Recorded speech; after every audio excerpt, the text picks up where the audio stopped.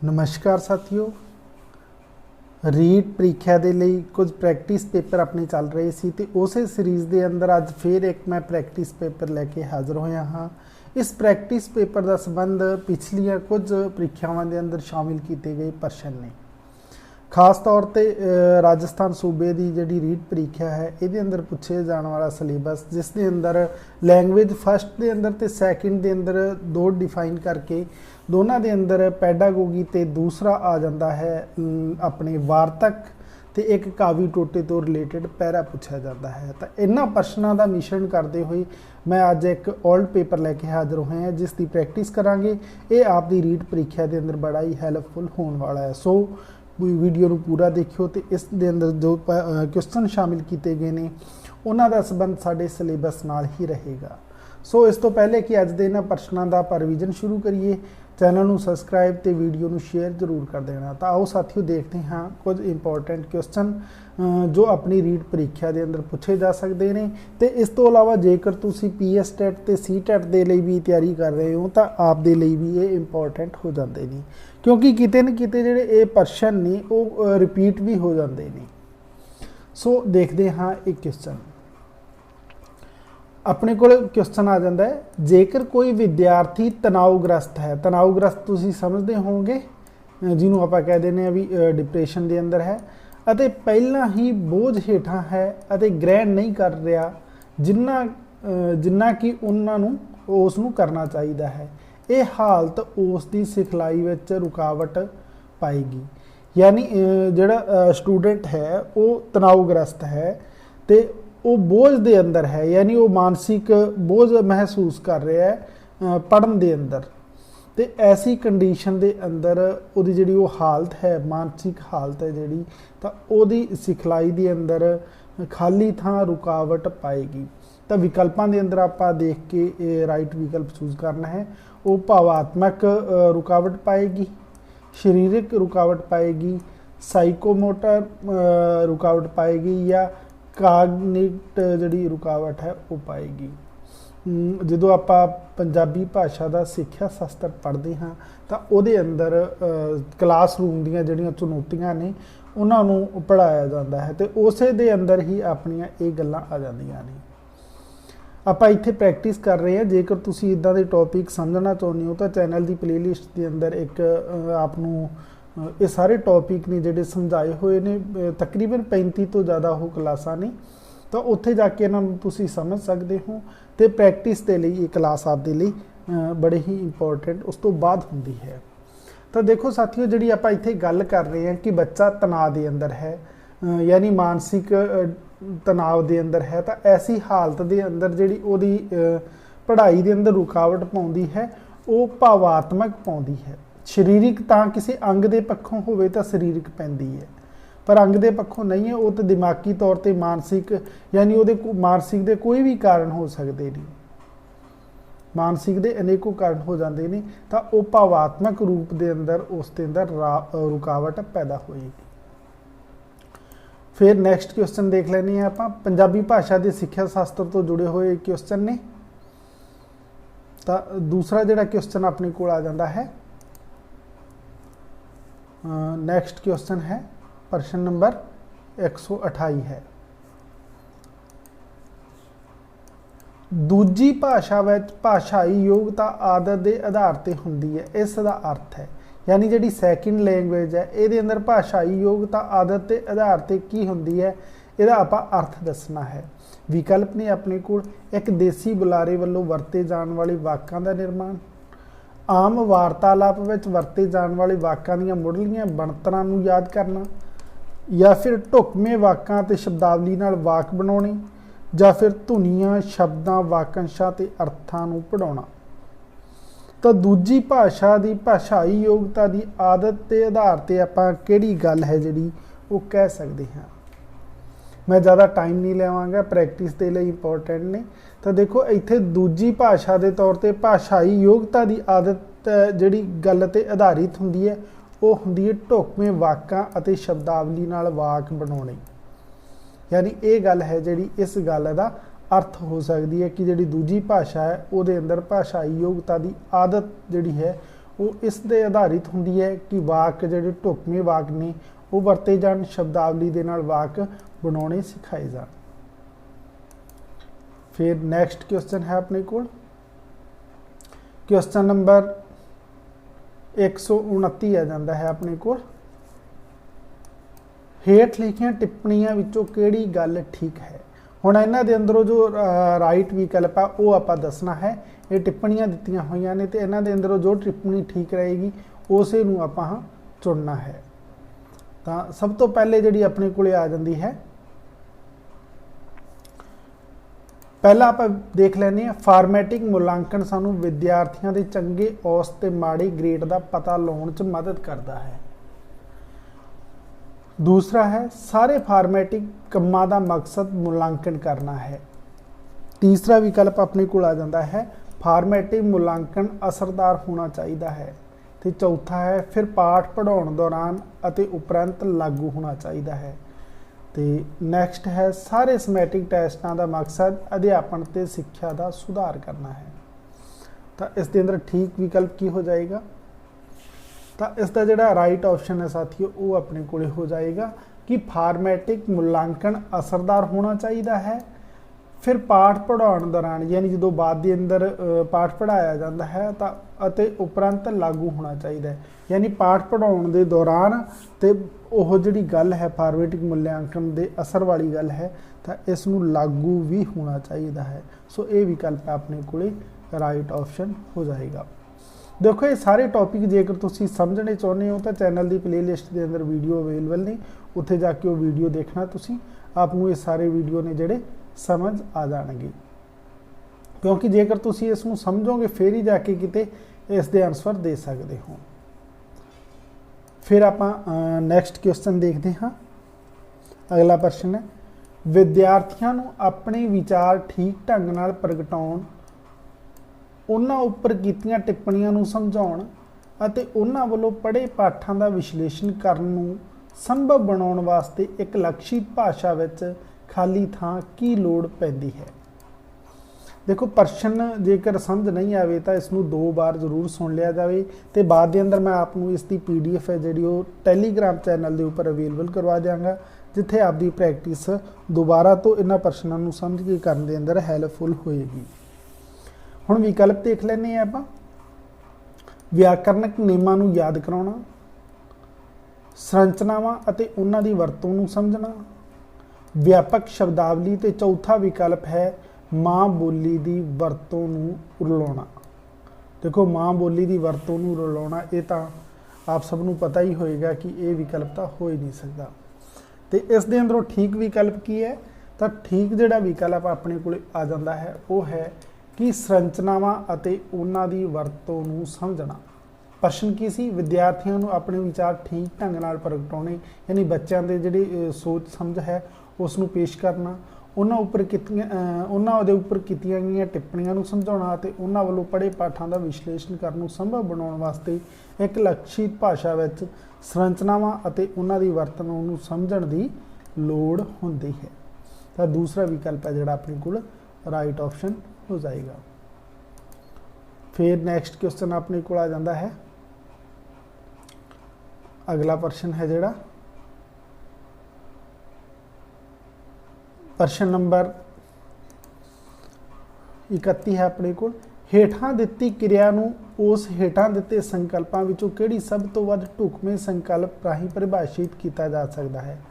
यानी आ जिहड़ी एक वाक दिता गया है किसी बुलारे का संदेश नूं समझण लई एक सुचेत फैसला किया जाता है।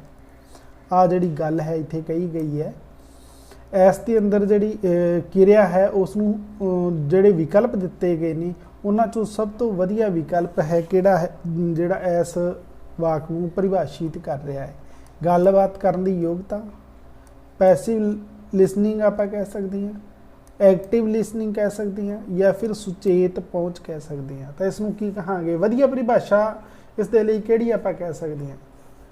देखो एक बार फिर इसनूं अगर समझ लिया करो गल इत्थे साफ क्लीयर लिखी हुई है कि हेठां दित्ती क्रिया नूं हेठां यानी जिहड़ी ये गल कही गई है उस विच दिते जो संकल्प ने किहड़े सब तो वध ढुकवें संकल्प राहीं परिभाषित किया। यानी इस गल दे अंदर जिहड़ी तत्थ आए ने, जिहड़ी किरिया आई है, किरिया का मतलब इस ते कारज तो है, तो इन्हां दे अंदरों किहड़ी गल ते लागू हुंदा है या किहड़ी गल है जिहड़ी वधिया परिभाषित करदी है। गल यह है कि किसी बुलारे का संदेश नूं समझण लई एक सुचेत फैसला किया जाता है, तो इनू आपां एक्टिव लिसनिंग है जिहड़ी वो नाम देंगे।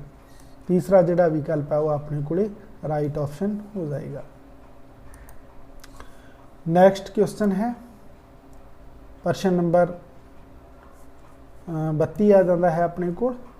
विद्यार्थी विशेष लोड़ां लई अर्थ भरपूर ढंग नाल भाषाई कौशल विकसित करते नहीं, पर नाल ही एक पहुँच भी यकीनी बनाते नहीं जो जमात विचले विहार नाल लगातार चलती है। ये पहुँच है, यानी जिहड़ी ये पहुँच है इसनूं आपां की कहांगे। पहुँच एक बार फिर दोबारा तो देख ली जाए कि विद्यार्थी विशेष लोड़ां लई जिहड़ियां उन्हां दीयां खास जरूरतां हुंदियां ने उन्हां लई अर्थ भरपूर ढंग नाल यानी अर्थ दसदे होए जिहड़ी शब्दावली हुंदी है भाषाई कौशल विकसित किए जाते हैं। कौशल आपनूं पता होएगा जिहड़ियां कौशलां की गल आ जाती है, लिखना पढ़ना सुनना ते बोलना आ जाते हैं, पर नाल ही एक पहुँच भी यकीनी बनाउणी हुंदी है, बनाउंदे ने जो जमात विचले विहार नाल लगातार चलदी है। ये पहुँच है, इसनूं की कहांगे आपां सिरजनात्मक, व्यापक, समुच्ची या फिर अनुशासित की किया जा सकता है। तो देखो इसनूं आपां की कहांगे, इत्थे किसी एक कौशल की गल नहीं आई है, सगों कि इसनूं आपां कहांगे समुच्ची। समुच्ची पहुँच है जिहड़ी वो पैदा की जाती है। सो तीसरा विकल्प अपने कोले राइट ऑप्शन हो जाएगा। फिर नेक्स्ट क्वेश्चन अपने को आ जाता है। अगला प्रश्न है विशेष शिक्षा अयोग्यतावां की पछाण करके एकत्र की गई सूचना ते आधारित पढ़न लिखण विच दखल अंदाजी खाली थां की जाती है। यानी विशेष जिहड़ी स्पैशल टीचिंग है उसकी अयोग्यतावां इत्थे नोट कर लेना, अयोग्यतावां है इदां दे शब्द ही उत्तर देण दे अंदर आपां नूं कन्फ्यूजन पैदा करदे ने। पछाण करके एकत्र की गई सूचना यानी आपां उस दे अंदर किहड़ियां जिहड़ियां ओह कमियां ने जिन्हां दे आधार ते आपां उहदी सूचना जिहड़ी कलैक्ट करदे हां। खास तौर ते पढ़न लिखण विच दखलअंदाजी है वो इन्हां गल्लां चों किहड़े आधार ते कीती जांदी है। विकल्प ने अपने कोले अध्यापन विच शोध करके, विद्यार्थी नूं सलाह दे के, महत्वपूर्ण संकल्पां विच अभ्यास कराउण नाल जां फिर मापिआं नूं सलाह दे के। तो इसका राइट ऑप्शन है जिहड़ा साथियों वो अपने कोले हो जाएगा कि अध्यापन विच शोध करके आपां जिहड़ी दखलअंदाजी है वो अध्यापन विच शोध करके की जाती है। यानी अध्यापन के अंदर जो आपां कोई सुधार करते हाँ तो पढ़न लिखण के अंदर जो भी दखलअंदाजी है उसके अंदर शोध होता है। सो योग्यतावां की पछाण करके की गई कलैक्ट सूचना है। फिर नेक्स्ट अपने कोले क्वेश्चन आ जाता है। अगला जिहड़ा प्रश्न आ जाता है, अगला प्रश्न अपने को 134 नंबर क्वेश्चन है जिसनों आपां देखना है। विद्यार्थी वालों शब्दों के दोहराउण नूं गद मुलांकण लई वरती जाती तकनीक विच की आख्या जाता है। यानी स्टूडेंट दे वालों जिहड़े शब्दों के दोहराउण नूं आपां गद मूल्यांकन, गद ते पद दो मूल्यांकन की आपां गल करते हैं तो वरती गई जिहड़ी तकनीक हुंदी है यानी वो जिहड़ी मैथड हुंदा है तकनीक हुंदी है उसनूं की कहने आ, निचोड़ कढ़ना कहने आ, पिछे हटना कहने आ, एकत्र करना या फिर सूचना लैनी की कहांगे उसनूं आपां। तो उसनूं हमेशा ही आपां कहने आ कि जदों कोई स्टूडेंट है उसके शब्दों के दोहराउण नूं गद मूल्यांकन लई आपां जिहड़ी तकनीक वरतदे हाँ उहनूं आपां कहने निचोड़ कढ़ना। वैसे भी यह सरल जिहा शब्द है निचोड़ कढ़ना, आपां नूं उसके सिट्टे दे वजों भी ये वरत लिया जाता है। फिर नैक्सट क्वेश्चन है जिहड़ा अपने कोले अगला प्रश्न आ जाता है। लिखती मूल्यांकन के ग्रेड 5 ते विद्यार्थियों नूं मुद्दे उपर एक स्थिति धारण करनी होवेगी ते पाठक नूं प्रभावित करने लई भाषा की वरतों करेगा। लिखती पाठ लेखक तो किस दी उम्मीद करता है।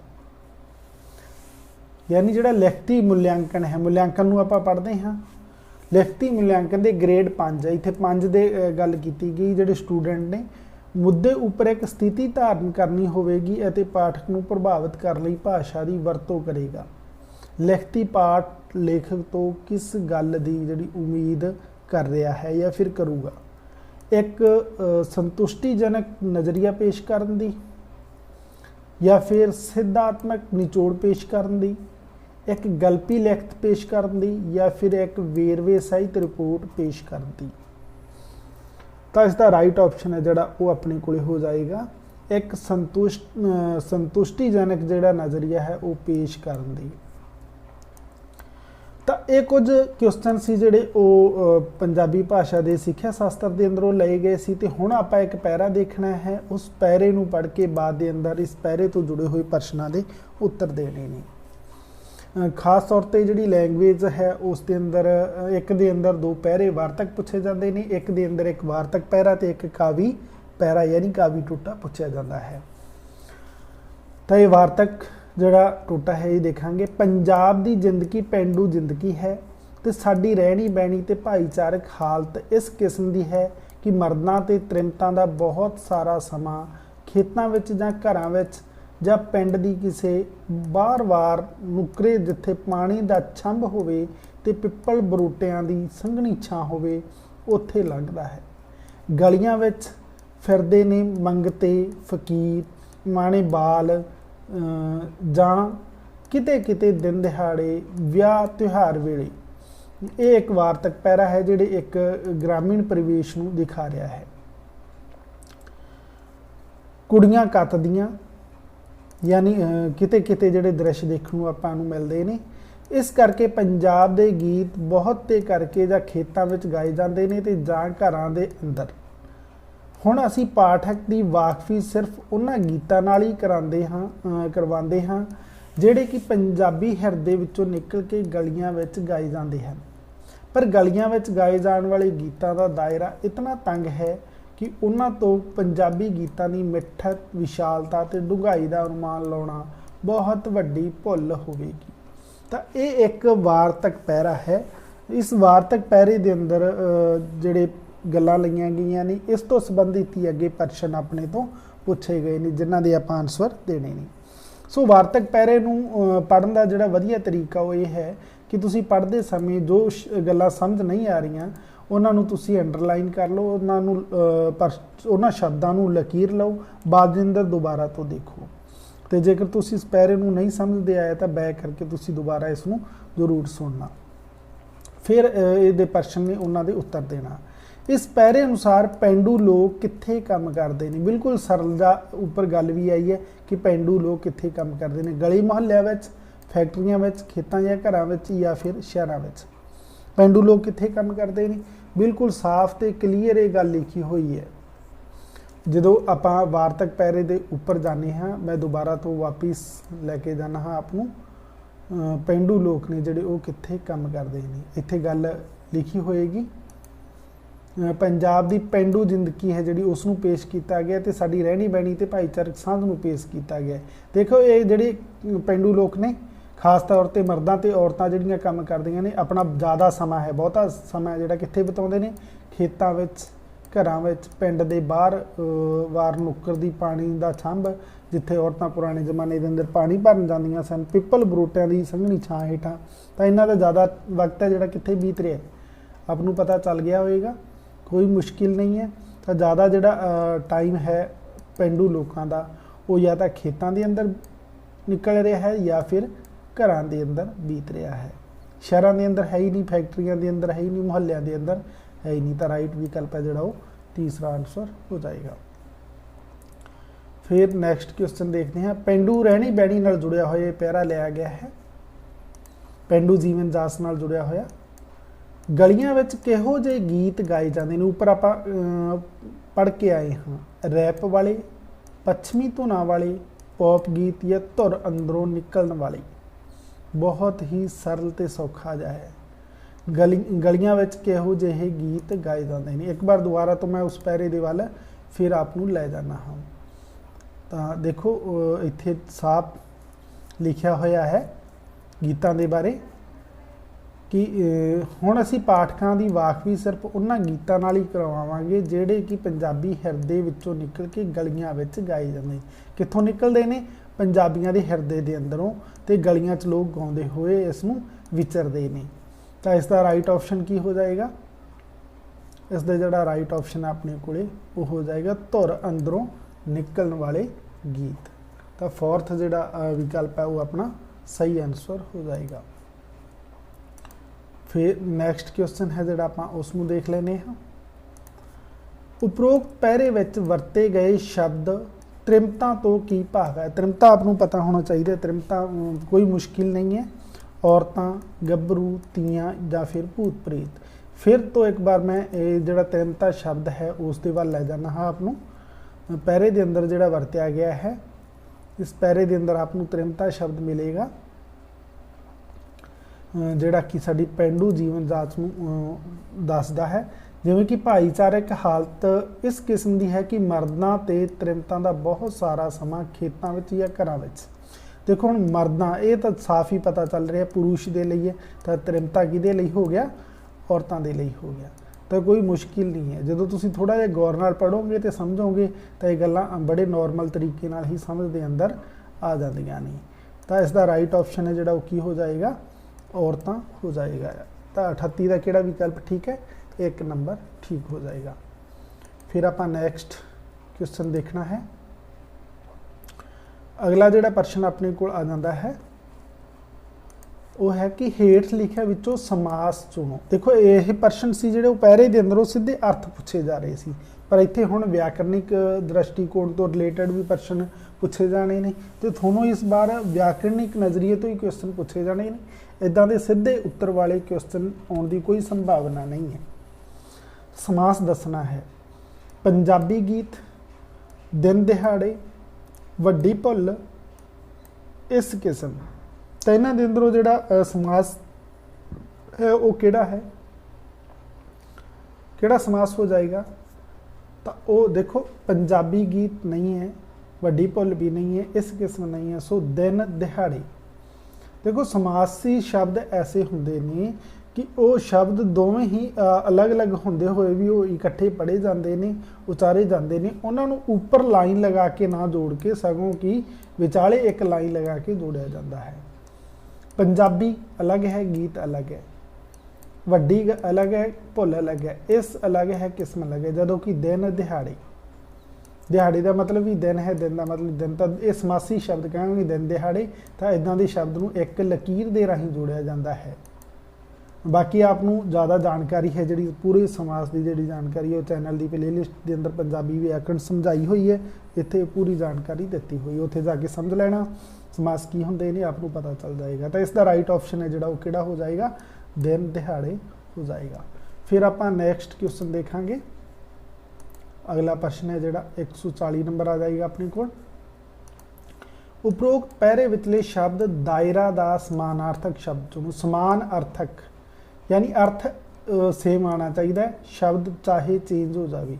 दायरा, इसका समानार्थक त्रिकोण, समानांतर, घेरा या फिर चकोर की होएगा? देखो शब्द की अपने को समानांतर दे लई, समानार्थक दे लई, समानार्थक दे लई शब्द है दायरा। दायरा जिन्होंने आप एक कह देंगे भी हदबंदी, या फिर दूसरा शब्द घेरा हो जाएगा। की हो जाएगा? घेरा हो जाएगा। तो इसका राइट ऑप्शन है जिहड़ा वो तीसरा हो जाएगा। त्रिकोणा नहीं है, समानांतर नहीं है, चकोर नहीं है। फिर नैक्सट तो अज की इस क्लास के अंदर आप यही लास्ट क्वेश्चन देखांगे। बाकी के क्वेश्चन भी वो अगली क्लास के अंदर आपको देखने मिलणगे। इस पैरे का ढुकवां सिरलेख दिओ, यानी नाम देना है पंजाबी सभ्याचार, खेतीबाड़ी, मर्दां ते त्रिमतां दा कार विहार या फिर पेंडू जिंदगी। तो इसका राइट जोड़ा अपने नाम आ जाएगा। आप इसमें की ढुकवा नाम दे सकते हाँ। तो देखो इस पैरे के अंदर सभ्याचार की गल की गई है, खेतीबाड़ी की भी की गई, मर्दां त्रिमतां दे कार विहार की भी गल की। ये तिन्ने गल्लां इस पैरे के अंदर कीतियां गईयां ने। तो सारियां गल्लां किस शब्द के अंदर समाईयां होईयां ने? पेंडू जिंदगी के अंदर समाईयां हुई ने। तो राइट ऑप्शन आप किहड़ा कह सकते हैं? ਜਿਹੜਾ 4 ਨੰਬਰ ਆ ਉਹ ਪੇਂਡੂ ਜ਼ਿੰਦਗੀ ਇਸ ਪੈਰੇ ਦਾ ਵਧੀਆ ਨਾਮ ਹੋ ਸਕਦਾ ਹੈ। ਤਾਂ ਇਹ ਸਨ ਕੁਝ ਪ੍ਰਸ਼ਨ ਇੱਕ ਵਾਰਤਕ ਪੈਰਾ ਤੇ ਪੰਜਾਬੀ ਭਾਸ਼ਾ ਦੇ ਸਿੱਖਿਆ ਸ਼ਾਸਤਰ ਤੋਂ ਸੰਬੰਧਿਤ। ਅੱਜ ਦੀ ਇਹ ਕਲਾਸ ਕਿੱਦਾਂ ਦੀ ਲੱਗੀ ਕਮੈਂਟ ਕਰਕੇ ਦੱਸਣਾ। ਅਗਲੀ ਕਲਾਸ ਦੇ ਅੰਦਰ ਕੁਝ ਹੋਰ ਇਸੇ ਤਰੀਕੇ ਦੀ ਕੁਐਸਚਨ ਲੈ ਕੇ ਹਾਜ਼ਰ ਹੋਵਾਂਗਾ। ਚੈਨਲ ਨੂੰ ਸਬਸਕ੍ਰਾਈਬ ਤੇ ਵੀਡੀਓ ਨੂੰ ਸ਼ੇਅਰ ਕਰ ਦੇਣਾ। ਮਿਲਦੇ ਹਾਂ ਅਗਲੀ ਕਲਾਸ ਤੇ ਤੱਕ, ਉਦੋਂ ਤੱਕ ਚੈਨਲ ਦੇ ਉੱਪਰ ਬਣੇ ਰਹਿਣਾ।